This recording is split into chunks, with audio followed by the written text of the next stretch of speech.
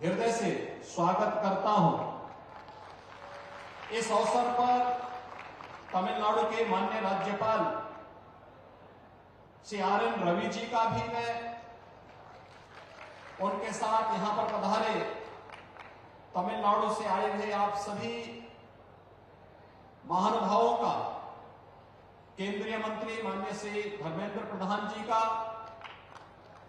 माननीय श्री जी किशन रेड्डी जी का, माननीय श्री L मुरुगन जी का और अन्य सभी अतिथियों का हृदय से स्वागत करता हूं।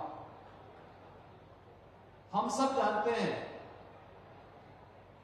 कि आदरणीय प्रधानमंत्री जी की प्रेरणा से पवित्र तमिल कार्तिक मास 17 नवंबर 2022 से काशी तमिल संगमम का शुभारंभ आदरणीय प्रधानमंत्री जी के करकमलों से काशी की इस पवित्र भूमि पर हुआ था। विगत एक माह के अंदर काशी में तमिलनाडु के अलग अलग ग्रुप से जुड़े हुए 12 ऐसे समूह ने आकर के न केवल दुनिया की 2 प्राचीनतम सभ्यता और संस्कृति के साथ एक भारत श्रेष्ठ भारत की आदरणीय प्रधानमंत्री जी की इस कल्पना को मूर्त रूप देते हुए देखा है, बल्कि काशी के साथ ही प्रयागराज और अयोध्या जाकर के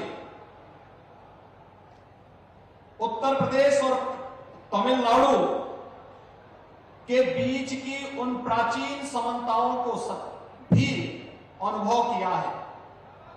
और इसका संदेश न केवल उत्तर प्रदेश के अंदर बहुत सकारात्मक रूप से रहा है, बल्कि तमिलनाडु से आए हुए अतिथियों ने भी बहुत नजदीक से इसको अनुभव भी किया है। और मुझे जिस दिन तमिलनाडु से आया हुआ पहला समूह प्रयागराज में गया था, उस दिन प्रयागराज में मुझे भी जाने का अवसर प्राप्त हुआ था। जिस दिन समूह अयोध्या गया था, मुझे उस दिन अयोध्या भी जाने का अवसर प्राप्त हुआ था।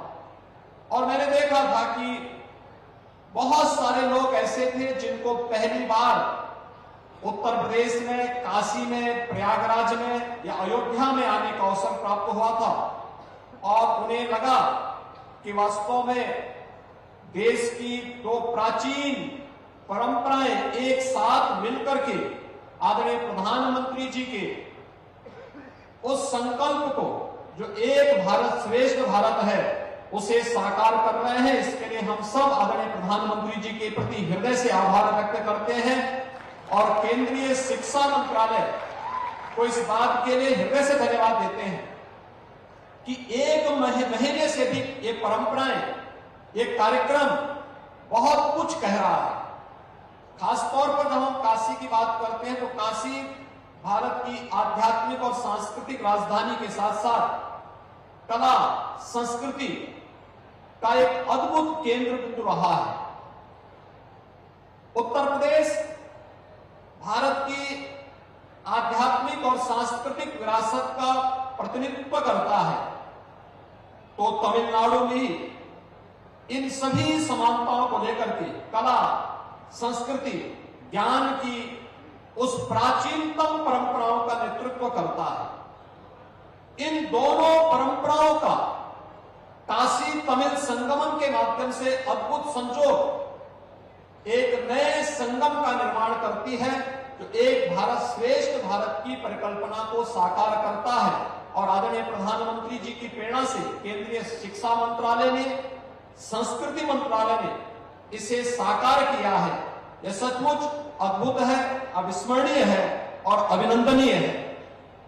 उत्तर प्रदेश और तमिलनाडु में एक और समानता देखने को मिलती है और वह समानता है आदरणीय प्रधानमंत्री जी के आत्मनिर्भर भारत की परिकल्पना को साकार करने के लिए परंपरागत उद्यम को, MSME में सूक्ष्म लघु मध्यम उद्यम के सबसे बड़े भारत के 2 बड़े केंद्र हैं।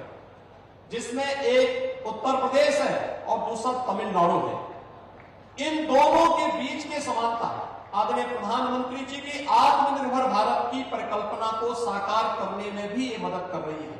यहां पर लगा हुआ एग्जीबिशन इसका उदाहरण है और काशी उसका केंद्र बिंदु है। काशी में बहुत सारे ऐसे प्रोडक्ट हैं जिनको पिछले 8 वर्ष के अंदर यहां के आर्टिजन्स को मान्यता मिली, उन्हें जीआई टैग मिला और वैश्विक मंच पर उन्हें एक नई पहचान मिली है। यह जो संजोग है प्राचीन काल से ही काशी भगवान विश्वनाथ के पावन ज्योतिर्लिंग के कारण, भगवान विश्वनाथ के इस पावन धाम के कारण जहां जग विख्यात रहा है। तमिलनाडु में भगवान श्री राम के द्वारा स्थापित रामेश्वरम का पवित्र ज्योतिर्लिंग, इन दोनों पवित्र ज्योतिर्लिंगों के समन्वय के साथ साथ आध्यात्मिक और सांस्कृतिक विरासत और इस देश में भारत को आत्मनिर्भर भारत बनाने के लिए अपनी परंपरागत उद्यम को प्रोत्साहित करने के आदरणीय प्रधानमंत्री जी की प्रेरणा के 2 महत्वपूर्ण केंद्रों का इस संगम भी विगत 1 माह से बहुत कुछ प्रेरणा दिया है।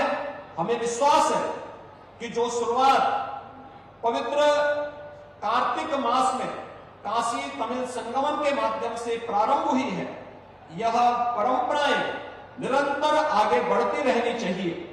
इस अवसर पर मैं इस बात के लिए भी धन्यवाद दूंगा कि महाकवि सुब्रमण्यम भारती जी ने इसी तमिलनाडु से आकर के इसी काशी की धरती पर जो ज्ञान और साहित्य की समृद्ध परंपरा दी है, उत्तर प्रदेश सरकार भारत सरकार के साथ मिलकर के उनकी इस पवित्र परंपरा को, उनके स्मारक को भव्य स्वरूप देने में अपना भरपूर योगदान देगा। मैं एक बार फिर से आज के इस कार्यक्रम में आदरणीय गृह मंत्री जी का, तमिलनाडु के माननीय राज्यपाल जी का, अपने केंद्रीय मंत्रियों का और तमिलनाडु से आए हुए सभी सम्मानित अतिथियों का एक बार फिर से उत्तर प्रदेश आगमन पर हृदय से स्वागत करता हूं और मुझे पूरा विश्वास है कि आप अपनी इस यात्रा की मधुर स्मृतियों को तमिलनाडु के हर घर तक, हर गांव तक पहुंचा करके इस परंपरा को अनवरत आगे बढ़ने के लिए तमिलनाडु के अलग अलग क्षेत्र से जुड़े हुए अन्य महानुभावों को भी उत्तर भारत और उत्तर प्रदेश आने के लिए प्रेरित करेंगे। आप सबकी इस पवित्र यात्रा के लिए मेरी मंगलमय शुभकामनाएं हैं। आप सब को मैं इस बात के लिए अपनी शुभकामनाएं देता हूं। धन्यवाद। जय हिंद। हर हर महादेव। नमस्कार, मैं हूं मानक गुप्ता। अगर आपको हमारा ये वीडियो पसंद आया हो तो इसे लाइक और शेयर जरूर करें और हां, हमें सब्सक्राइब और फॉलो करना ना भूलें ताकि आप देश और दुनिया की कोई खबर मिस ना करें। तो जुड़े रहिए हमारे साथ और देखते रहिए न्यूज़ 24।